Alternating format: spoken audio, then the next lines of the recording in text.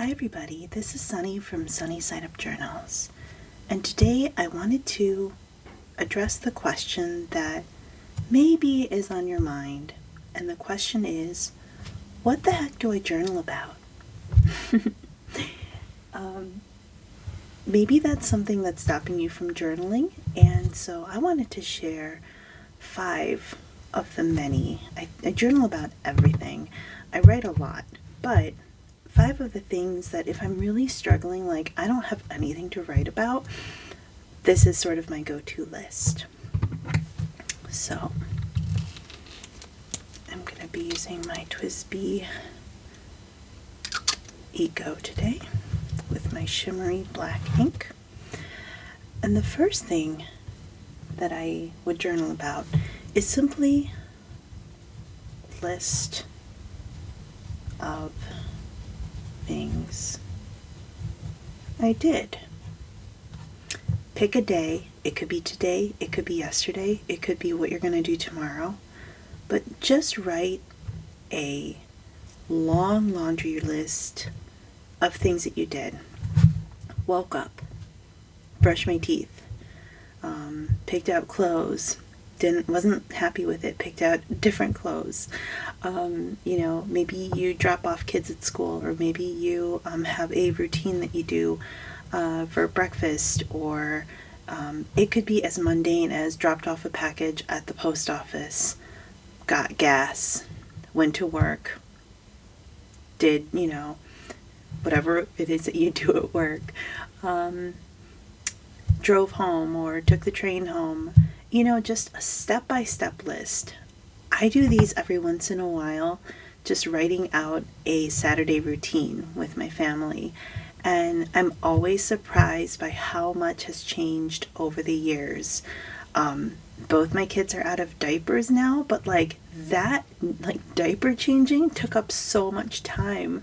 And I laugh whenever I read about those. Or when before my dog died, of how he was part of my daily routine, or the kind of work I was doing 5 years ago versus what I'm doing now. Even though it seems like completely mundane, you always forget. I know I do, and most people do forget the mundane stuff, and it turns out those are the things that are most precious when you go back and look at them. So this is my number one go-to. If I'm I don't know what to journal about, I write a list of my day, what I did that day. Sometimes I even write it on, if I don't have my journal handy, I'll write it on a separate sheet of paper like this, and then I'll tear it out and stick it into my journal. The second thing that I do is I do a on this day. Many of us take photos on our phones that have basically digital date stamps on them. We might have apps that tell us, on this day 2 years ago you were doing this or this. I also store my photos on a platform that gathers them by date, so I can very easily click on the date, and that it has basically a collection of the photos that were taken on that day every year, going back and back and back. What I do is I just sort of put them into a Word document, or whatever Word document, very simple platform that you use, and then I just print those out and I glue them into my journal. And there's pictures of me looking much younger. There's pictures of me and my husband, who was my boyfriend at the time, hanging out eating pizza. There's a picture of me taking a picture of my garden outside or my commute. And I'm a big picture taker, and so this works for me. This might work for you if you have a big storage of photos, but it also is great to get those things out of cloud storage or, external hard drives, and get them into your journal so that you can actually enjoy them and look at them. The third thing that I have on my list are goals and intentions. Sometimes they're heavy goals and intentions. They're big personal things that I want to work on. Sometimes the goals are today I want to finish watching such and such show, finish, 2 rows of a knitting project that I want to do and get some laundry done, right? They don't have to be big, lofty, like personal goals or big, lofty career goals. It can just be like, I want to go to bed by a certain time today.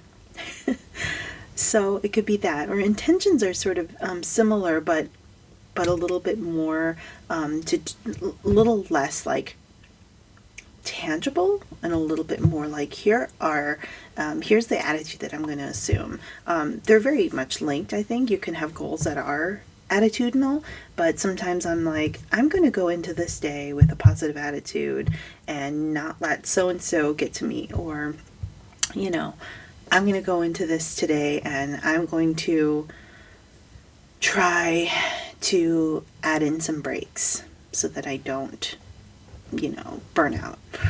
Things like that. Goals and intentions. Or it can be like, goals can be literally like a shopping list. Number 4. I like this. I never really did this before, but then I saw some other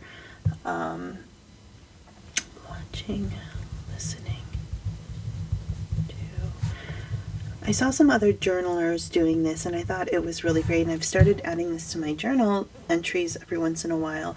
What am I watching right now? What shows? What, movies? What am I into? What am I listening to? What are, the albums or playlists that I'm really drawn to these days? Even if they are like completely dictated by the people who ride in my car / my children. What am I reading? I usually have an audio book going, usually 2 or 3 going, and then I have like one on my Kindle, and then like a physical book. I am a polygamous reader and a polygamous TV watcher, so I have lots of things going on at once, which I love, and so I just jot them all down, and like, if you want, you can like add, oh, I really like this book so far, or boy, is this like a struggle getting through it, maybe I should move on to something else. Oftentimes my husband and I are rewatching a show that we know we love for like the 5th, 6th, 100th time. So I'll write that in too. And then finally, the last thing is describe a memory. Describing a memory is kind of like telling a story. It's also a good way to confront stories that maybe are not super comfortable, or it could be a way to narrate something that is going on right now, or it could simply be like, something funny happened to me this morning, or something notable happened to me this past week, and I just want to write it down as if it's a story, as if it's a short story. And so I will describe it like, I walked into this room and so said this thing, and it was hilarious because I said it at the same time. So, I'll start describing it as if I'm telling a story, as if I'm talking to somebody and telling them about this funny thing that happened, or this incredible thing that happened, or this terrible thing that happened. Either way, describing these memories allow you to not only process the information, which could be very helpful for you, but can also help you remember those things. Sometimes you don't want to remember them, but I tend to describe memories that are notable that I do want to remember because it's a big part of my life, whether it's like a positive memory or a not so positive memory. So in summary, list of things I did, literally just a step-by-step list of like, I went here, then I walked over here, I picked up this, I did this at work. Doesn't have to be complicated. Number 2, and on this day, you can do this with pictures, you can do this with just simple descriptions. Maybe it is the anniversary of some thing that happened in your life, or nothing. It could be nothing, like on this day last year, looking at my phone, it turns out I had spaghetti for dinner. Cool. Number 3, goals and intentions. It could be big, lofty goals. It could be big personal goals, things that you want to accomplish in your life.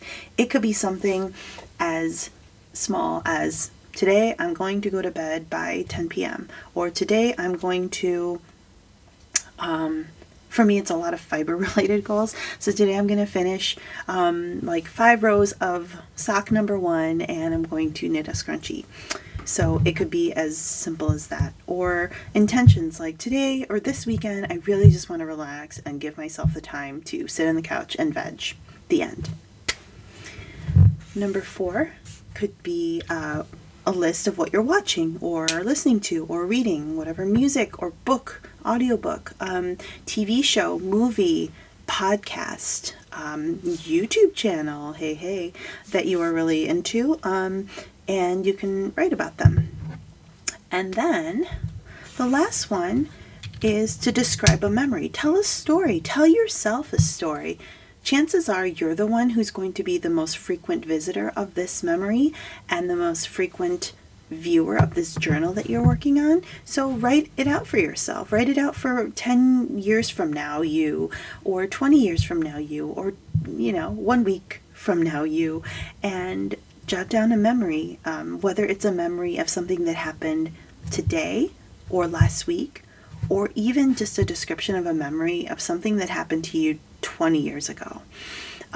Sometimes looking at those stories and telling those stories to myself, things from my childhood or things from my college days, is really very freeing and very therapeutic.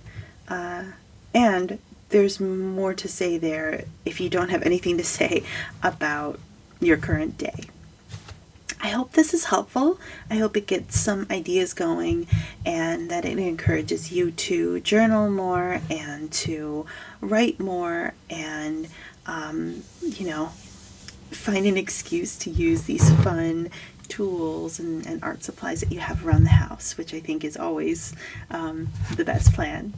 Thank you so much for listening. I hope this is helpful, and I would love to hear your ideas of what you journal about when you're in a journaling slump. Thank you so much. Have a great rest of your day. Bye-bye.